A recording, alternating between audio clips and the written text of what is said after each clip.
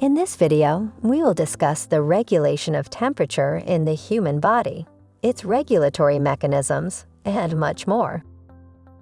Temperature regulation is a type of homeostasis and a means of preserving a stable internal temperature to survive. Thermoregulation is a mechanism by which mammals maintain body temperature with tightly controlled self-regulation independent of external temperatures. We can also say that it is the maintenance of core temperature around the major organs, such as the brain, heart, and liver, close to a set point.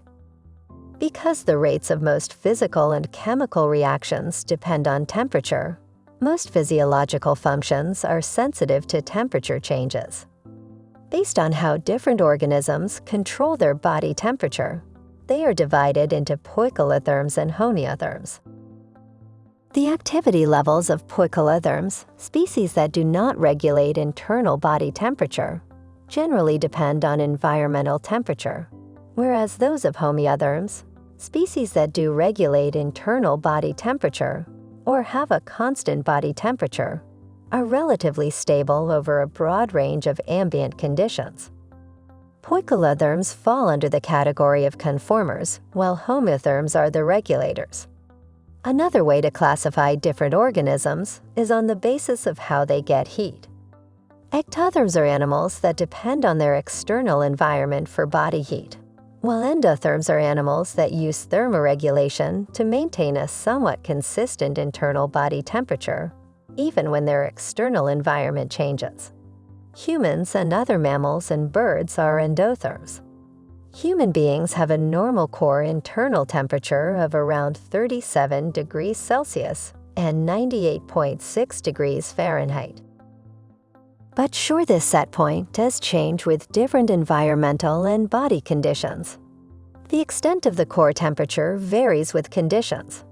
Fluctuation in core temperature can be observed with exercise, sleep, feeding, and hormonal status. For example, ovulation elevates core temperature. It also exhibits a circadian rhythm with minimum temperatures at night. It fluctuates by about 0.60 degrees Celsius and is lowest around 3 a.m. and highest around 6 p.m. The set point changes are controlled by an intrinsic biological clock. Extended set point fluctuations happen during the menstrual cycle and fever. When it comes to humans and thermoregulation, heat production depends on body mass, whereas heat loss depends on the surface area. As size increases, the body surface area to mass ratio therefore decreases, so large animals, such as elephants, have problems losing heat, whilst small ones, for example, shrews, have problems retaining it. If we look at the example of humans, neonates, with a BSA/volume ratio about twice that of adults, are thus more susceptible to hypothermia. If we talk about the body surface area to body mass ratio in detail, we will see that it is important in heat preservation. Body surface area. Humans with the same volume may have different surface areas, which will aid or impede their temperature regulation. A confusing statement, isn't? But don't worry, we will explain it better by visualizing 8 cubicle boxes of unit volume and unit area of a side. 1. A cubicle stack, 2 boxes wide, 2 long and 2 high, will have the same volume of 8 units, but a surface area of only 24 units. 2. A vertical stack of 2 boxes wide, 1 long, and 4 tall will have a volume of 8 units and a surface area of 28 units. Now relating what we just talked about with thermoregulation in humans. Low surface area. In cold climates, the greater the exposed surface area, the greater the loss of heat and therefore energy. Humans in cold climates need to conserve as much energy as possible. A low surface area to volume ratio helps to conserve heat. As for the warm climates, the opposite is true. A human will overheat quickly if it has a low surface area to volume ratio.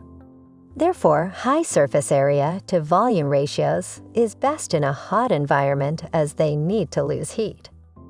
In conclusion, a low surface area to volume ratio helps to conserve heat. Less susceptible to hypothermia, a short, squat body shape will help retain body heat. A large surface area to volume ratio makes it more difficult for people to maintain normal body temperature in the cold, as they have a greater area for the loss of heat or energy.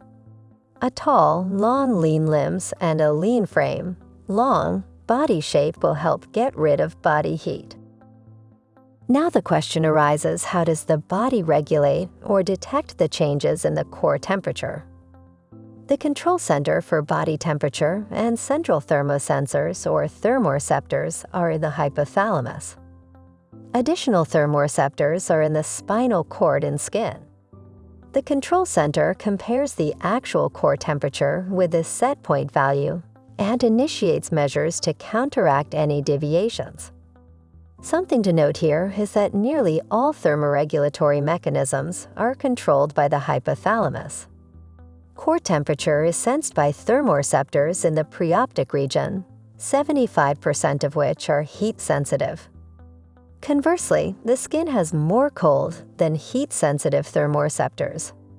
Deep-body thermoreceptors in the spinal cord and abdomen are also mostly cold-sensitive and protect against hypothermia. So we can conclude that the preoptic region provides higher control. It integrates signals from all thermoreceptors, acts as a comparator for the core temperature set point, and modulates the activity of the hypothalamic effector areas. That is all about the basic concepts that you need to know to understand thermoregulation. Let's move on to the next section. Don't forget to download our apps so you can watch our video lectures anytime, anywhere.